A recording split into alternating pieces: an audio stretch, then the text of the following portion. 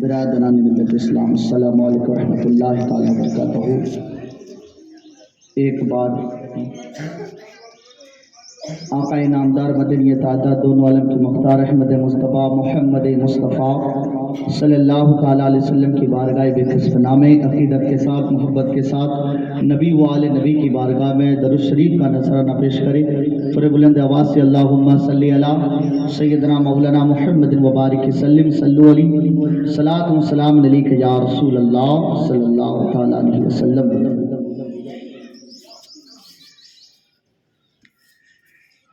زندگی یہ نہیں ہے کسی کے لیے، زندگی ہے نبی کی، نبی کے لیے۔ زندگی یہ نہیں ہے کسی کے لیے، زندگی یہ نہیں ہے کسی کے لیے، زندگی ہے نبی کی، نبی کے لیے۔ زندگی یہ نہیں ہے کسی کے لیے، زندگی یہ نہیں ہے کسی کے لیے، زندگی ہے نبی کی، نبی کے لیے۔ زندگی ہے نبی کی، نبی کے لیے۔ جن کے دل میں ہے عشق نبی کی چمک، جن کے دل میں ہے عشق نبی کی چمک، جن کے دل میں ہے عشق نبی کی چمک، جن کے دل میں ہے عشق نبی کی چمک،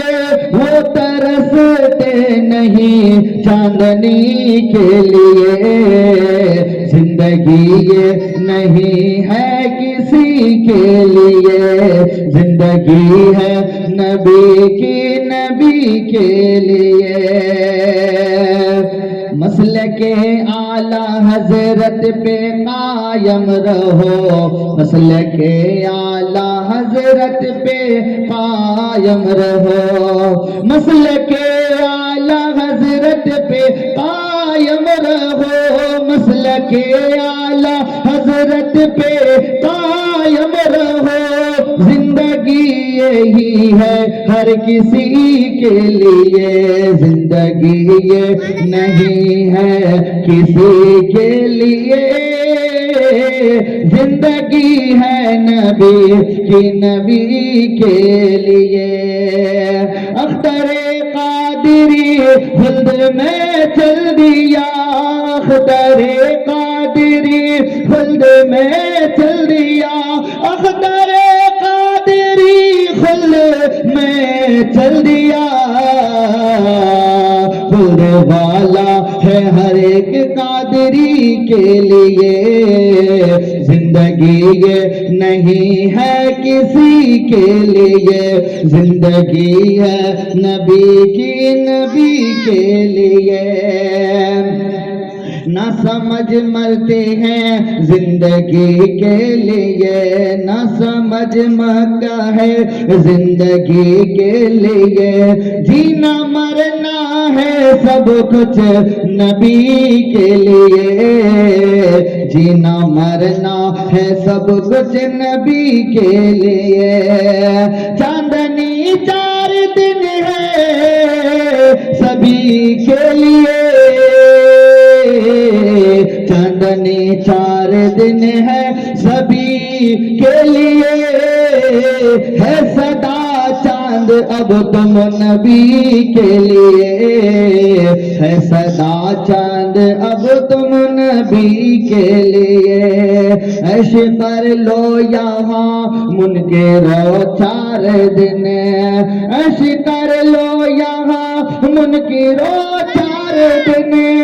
جا کے ترسو گے اس زندگی کے لیے،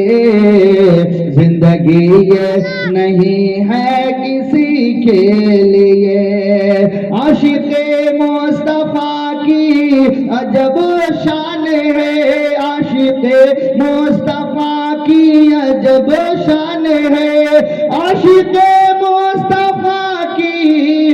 عجب شان ہے کعبے کعبہ بولا اجہری کے لیے زندگی یہ نہیں ہے کسی کے لیے زندگی ہے نبی کی نبی کے لیے ایک بار درود پاک پڑھ لیجیے اللہم صلی علی سیدنا مولانا محمد البارک وسلم صلو علیہ الصلوۃ والسلام علیک یا رسول اللہ صلی اللہ تعالی علیہ وسلم میرے پیارے آقا صلی اللہ تعالی علیہ وسلم کے پیارے پیارے دیوانوں میری آواز جہاں کہیں تک پہنچتی ہے میں سبھی حضرات سے گزارش کرتا ہوں جلد سے جلد پروگرام کے اندر محفل میلاد کے اندر آپ تشریف فرمانے کی کوشش کریں جلد سے جلد تشریف رکھیں میرے پیارے آقا صلی اللہ تعالیٰ علیہ وسلم کے پیارے دیوانوں نجد المجالس میں ہے کہ اللہ رب العزت نے عرش کے نیچے ایک مقدس فرشتہ پیدا فرمایا اللہ پاک نے عرش کے نیچے ایک فرشتہ پیدا کیا اور جس کا سر انسان کی طرح ہے اور اس فرشتے کے 70,000 بازو ہے کہہ دیجیے سبحان اللہ کتنے بازو ہے 70,000 بازو ہے اور ہر بازو پر ایک فرشتوں کی جماعت موجود ہے بتائیے 70,000 بازو اور ہر بازو پر ایک فرشتوں کی جماعت اب اس جماعت کے اندر کتنے فرشتے ہوں گے اس کا اندازہ ہم نہیں لگا سکتے اس کے بارے میں میرا اللہ ہی جانتا ہے اور اللہ پاک اس کے محبوب کو بتانے سے اس کے محبوب جانتے ہیں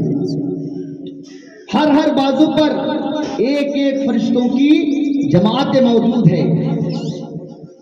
اور بتایا گیا کہ اس فرشتے کے رخسار پر نائے گال پر سورہ اخلاص لکھی ہوئی یعنی قل اللہ احد اللہ الصمد لم یلد ولم یولد ولم یکن لہ کفوا احد دائیں رخسار پر لکھی ہوئی ہے اور بائیں رخسار پر کلمہ شہادت اشہد واللہ الہ الا اللہ لکھی ہوئی ہے اور پھر اس فرشتے کے پیشانی میں سورہ فاتحہ لکھی ہوئی ہے پورے سورت کو اس کی پیشانی پر لکھی ہوئی ہے الحمد شریف اس مقدس فرشتے کی پیشانی پر لکھی ہوئی ہے اور پھر اس فرشتے کے سامنے 70,000 فرشتوں کی صفیں موجود ہے کہہ دیجیے سبحان اللہ کتنے 70,000 فرشتوں کی صفیں موجود ہے اور وہ تمام کے تمام فرشتے ہر وقت ہر لمحہ ہر گھڑی اس سورہ فاتحہ کا عرض کرتے رہتے ہیں پڑھتے رہتے ہیں تلاوت کرتے رہتے ہیں تمام فرشتے اس مقدس قرآن کریم کی سورت کو پڑھتے رہتے ہیں ہر وقت پڑھتے رہتے ہیں اور پھر جب کوئی بندہ مومن امت محمدیہ صلی اللہ تعالی علیہ وسلم کی امت جب الحمد شریف کو پڑھنا شروع کرتا ہے جیسے ہی الحمد شریف پڑھتا ہے الحمدللہ رب العالمین الرحمن الرحیم مالک یوم الدین ایاک نعبد و ایاک نستعین ایاک نعبد و ایاک نستعین تک پہنچتا ہے کتابوں میں آیا ہے کہ وہ تمام کے تمام فرشتے اپنے اپنے سر کو سجدے میں سے چلے جاتے ہیں کہتے ہیں سبحان اللہ سارے فرشتے سجدے میں چلے جاتے ہیں اور سجدے میں جب سارے فرشتے ہوتے ہیں تو اللہ پاک ان تمام فرشتوں سے فرماتا ہے اے میرے فرشتوں میں تم سے خوش ہوں میں تم سے راضی ہوں تم اپنے اپنے سر کو سجدے سے اٹھا لو اللہ پاک جب ان تمام مقدس فرشتوں سے فرماتا ہے کہ اے فرشتوں اپنے سر کو سجدے سے اٹھا لو تو جب فرشتے یہ سنتے ہیں تو یہ سن کر تمام مقدس فرشتے اللہ رب العزت کی بارگاہ میں عرض کرتے ہیں میرے ربا میرے پروردگار میرے رب کائنات امت محمدیہ میں سے جو بھی بندہ مومن اس سورت کو پڑھے میرے مولا تو اس سے بھی راضی ہو جا، تو اس سے بھی خوش ہو جا۔ اللہ اکبر۔ جیسے ہی فرشتے رب کی بارگاہ میں عرض کریں گے میرے مولا جو بھی قرآن کریم کی سورت کو تلاوت کرے، جو بھی الحمد شریف کو پڑھے میرے مولا تو اس سے راضی ہو جا، تو اس سے خوش ہو جا۔ اللہ اکبر۔ جیسے ہی اللہ کے مقدس فرشتے رب کی بارگاہ میں عرض کریں گے تو اللہ تبارک و تعالی ان تمام فرشتوں سے فرمائے گا کہ اے میرے فرشتوں تم گواہ ہو جاؤ، جو بھی امت محمدیہ میں، جو بھی میرے محبوب کے امت میں جو بھی بندہ مومن اس سورت کو پڑھے گا میں اس سے خوش ہو جاؤں گا، میں اس سے راضی ہو جاؤں گا۔ تو پتا چلا کہ سورہ فاتحہ جب بندہ مومن پڑھتا ہے تو گویا وہ بندہ اپنے رب کو راضی کر لیتا ہے۔ اللہ کو راضی کرنا یہ ہماری آپ کی بہت بڑی خوش نصیبی ہے، بہت بڑی سعادت کی بات ہے۔ میرے پیارے آقا صلی اللہ تعالیٰ علیہ وسلم کے پیارے دیوانوں، اب بتائیے کہ الحمد شریف پڑھنے والا جب پڑھتا ہے تو اللہ کے مقدس فرشتے رب کی بارگاہ میں التجا کرتے ہیں میرے ربا تو اس سے راضی ہو جا، میرے ربا تو اس سے خوش ہو جا۔ اللہ اکبر۔ اب ذرا غور کریں قرآن کریم کتنی بڑی مقدس کتاب ہے، کتنی بڑی فضیلت والی کتاب ہے۔ اس مقدس کتاب کی ہم اگر تلاوت ایک سورت تلاوت کر لے تو اللہ ہم سے راضی ہو جائے۔ اگر ہم پورے قرآن کریم کی تلاوت کر کے اگر ہم اپنے مرحوم مرحومین کے لیے اصال ثواب کرے، اپنے مرحوم مرحومین کے لیے دعائیں کرے، اپنے ماں باپ کی مغفرت کے لیے دعائیں کرے، ہم اپنے گناہوں کی مغفرت کے لیے دعا کرے، میرا ایمان کہتا ہے، بڑے دعوے کے ساتھ میں کہتا ہوں، یقیناً تلاوت قرآن کی برکت سے اللہ پاک ہماری دعائیں ضرور قبول عطا فرمائے گا۔ قرآن کریم کی تلاوت کی برکت سے رب کائنات یقیناً ہماری بھی مغفرت عطا فرمائے گا اور ہمارے خاندان کے مرحوم مرحومین کی بھی مغفرت عطا فرمائے گا۔ یہی وجہ ہے کہ ہمارے خاندان کے اندر، ہمارے رشتہ دار کے اندر، ہمارے پریوار کے اندر جب بھی کسی کا انتقال ہوتا ہے تو ہم قرآن کریم کی تلاوت کے ذریعے سے ہم اسے یاد کیا کرتے ہیں۔ یہی وجہ ہے کہ جب ہم قبرستان میں جاتے ہیں تو قبرستان میں جانے کے بعد ہم اپنے خاندان، اپنے رشتہ دار، اپنے مرحوم مرحومین کے قبروں میں بیٹھ کر ہم قرآن کریم کی تلاوتیں کرتے ہیں اور تلاوت کر کے ہم اپنے مرحوم مرحومین کے لیے مغفرت کے لیے، ان کی بلندی کے لیے، ان کی قبروں کو تحت نگاہ کشادگی کے لیے، ان کی قبروں کو گل گلزار کے لیے اور قیامت کے دن میرے آقا کی شفاعت کے لیے ہم دعائیں کرتے ہیں۔ یقیناً یہ دعا رائے گا نہیں جائے گی، یقیناً یہ دعا مرحوم مرحومین کے لیے فائدہ مند ہوگا، یقیناً ہماری دعاؤں کی برکت سے مرحوم مرحومین کی مغفرت بھی ہوگی۔ کہہ دیجئے مچل کے سبحان اللہ۔ سبحان اللہ۔ میرے پیارے آقا صلی اللہ تعالیٰ علیہ وسلم کے پیارے پیارے دیوانوں، آپ نے سنا ہوگا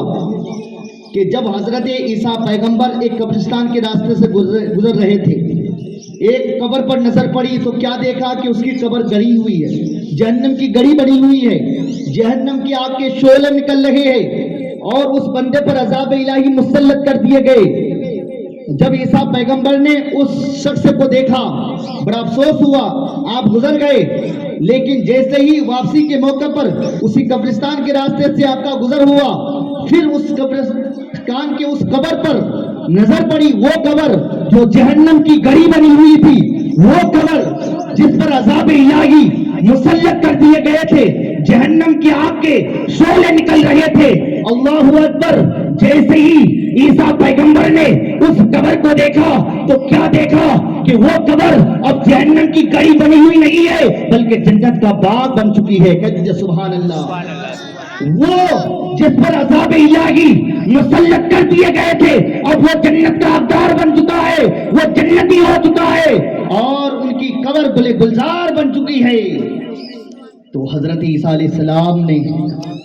جب دیکھا تو بڑا تعجب ہوا اور تعجب کی نگاہوں سے عیسیٰ پیغمبر رب کی بارگاہ میں عرض کرنے لگے، میرے ربا، میرے پروردگار، میں نے اس شخص کو عذاب الہی میں مبتلا پایا، اس کی قبر جہنم کی گڑی بنی ہوئی تھی، اب یہ جنت کا حقدار بن چکا ہے۔ میرے مولا، کس بنا پر اس کی قبر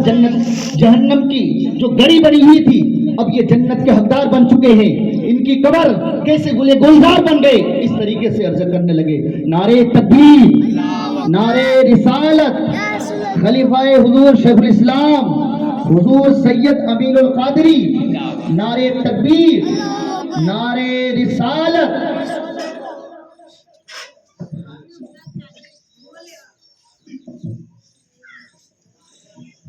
تو اللہ تبارک و تعالی نے جب عیسیٰ پیغمبر جب اللہ رب العزت کی بارگاہ میں عرض کرنے لگے میرے ربا، میرے پروردگار،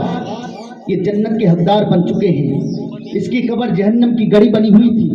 اب یہ جنت کے باغ بن چکے ہیں، ان کی قبر میں جہنم کے آگ کے شعلے نکل رہے تھے۔ تو جب اس طریقے سے عرض کرنے لگے اور کہنے لگے میرے مولا کس بنا پر یہ جنتی بن چکا ہے، کس بنا پر یہ جنت کا حقدار بن چکے،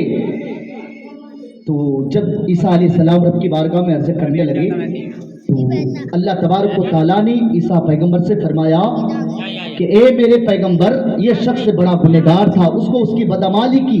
سزا مل رہی تھی، لیکن جب یہ مرا تو مرنے سے پہلے اپنی بیوی کو وصیت کر گیا کہ اگر میں مر جاؤں تو میرے بچے کو اللہ کا نام سکھانا۔ کہہ دیجئے سبحان اللہ۔ ہمیں بھی چاہیے کہ ہم بھی اپنے بچوں کو دینی تعلیمات دیں، دنیاوی چاہے کتنی بھی تعلیمات دے دے، لیکن ہمارے بچوں کو قرآن کا تعلیم دینا ضروری ہے، قرآن کا علم سکھانا ضروری ہے۔ جب تک ہم قرآن کی تعلیم نہیں دیں گے تو پھر وہ دین کو نہیں سمجھ سکتا۔ تو وہ مرنے والے نے کہا کہ میں اگر مر جاؤں تو میرے بچے کو اللہ کا نام سکھانا۔ اے میرے پیغمبر، جب یہ بچہ پڑھنے کے لائق ہوئے تو اس بچے کی ماں نے کسی عالم کے پاس لے گئی اور کہا کہ میرے بچے کو اللہ کا نام سکھایا جائے۔ جب وہ بچہ کسی عالم کے پاس گئے اور اس عالم نے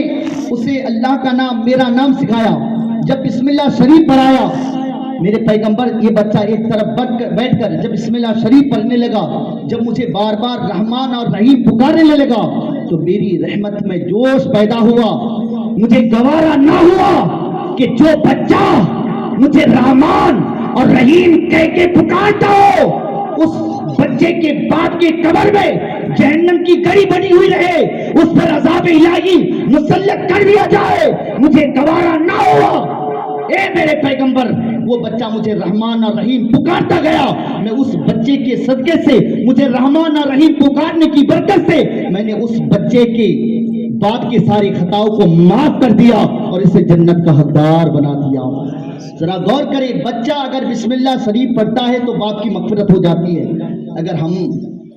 اپنے گھر والوں کے لیے پورے قرآن کریم کی تلاوت کر کے ہم اپنے مرحومین کے لیے اگر دعائیں کریں گے تو یقیناً تلاوت قرآن کی برکت سے ہمارے مرحومین کی ضرور مغفرت ہوگی۔ میرے پیارے آقا صلی اللہ تعالیٰ علیہ وسلم کے پیارے دیوانوں، ہمیں چاہیے، یہ زندگی کا کوئی بھروسہ نہیں، ہمیں چاہیے کہ ہم اللہ کو ہر وقت یاد کرتے رہے،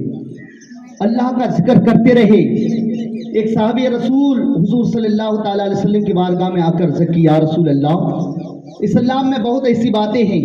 لیکن مجھے کوئی ایسی بات بتائے جو اس پر میں مکمل طور پر عمل کرنے لگوں۔ تو میرے پیارے آقا صلی اللہ تعالیٰ علیہ وسلم نے اس صحابی رسول سے فرمایا کہ ہر وقت اللہ کا ذکر کرتے رہو، تمہاری زبان ذکر الہی سے تر رہے۔ تو پتا چلا کہ اگر ہم بھی ہر وقت ذکر الہی میں رہیں گے تو یقیناً ذکر الہی کی برکت سے اللہ پاک کل قیامت کے دن ہمارا مقام بہت ہی اعلیٰ عطا فرمائے گا۔ حضرت عائشہ صدیقہ رضی اللہ تعالی عنہا فرماتی ہے کہ اللہ کے نبی صلی اللہ تعالی علیہ وسلم ہر وقت ذکر الہی کیا کرتے تھے۔ تو ہمیں بھی چاہیے کہ سنت رسول پر عمل کرتے ہوئے ہم بھی ذکر الہی کرتے رہے، قرآن کی تلاوت کرتے رہے، حضور کی بارگاہ میں درود پڑھتے رہے اور زیادہ سے زیادہ اللہ کی تسبیح بیان کرتے رہے۔ ایک صحابی رسول حضور کی بارگاہ میں آ کر عرض کیا، یا رسول اللہ، کل قیامت کے دن سب سے بڑے مرتبے والے کون ہوں گے؟ تو میرے نبی نے فرمایا، سب سے بڑے مرتبے والے وہ لوگ ہوں گے جو سب سے زیادہ اللہ کا ذکر کریں گے۔ اگر ہم بھی چاہتے ہیں کہ ہم بھی کل قیامت کے دن ہمارا مقام بڑا مرتبے والا مقام ہو، ہمیں بھی بڑے مرتبے پہ ہمیں فائز رکھے، تو پھر ہمیں چاہیے کہ ہم بھی زیادہ سے زیادہ اللہ کی تسبیح بیان کریں، تلاوت قرآن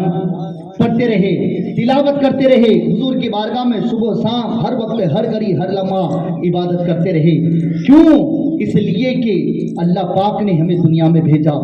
کس لیے بھیجا؟ اللہ کی عبادت کرنے کے لیے، تاکہ ہم دنیا میں آ کر ہم اللہ کو راضی کر لے، اللہ کی فرما برداری کرتے رہے، اور پھر جو ہے اس دنیا میں رہ کر ہم قبروں کی تیاریاں کرتے رہے۔ تو میرے پیارے آقا صلی اللہ تعالیٰ علیہ وسلم کے پیارے دیوانوں، ہم نے جو پڑھا سنا، سب سے پہلے مجھے اس پر اور آپ کو اس پر عمل کرنے کی توفیق عطا فرمائے، اور اس کی برکت سے ہمارے خاندان، ہمارے رشتہ دار، تمام مومن مومنات کے قبروں میں نور عطا فرمائے۔ استغفر اللہ ربی من کل ذنب واتوب الیہ۔ السلام علیکم ورحمۃ اللہ تعالیٰ وبرکاتہ۔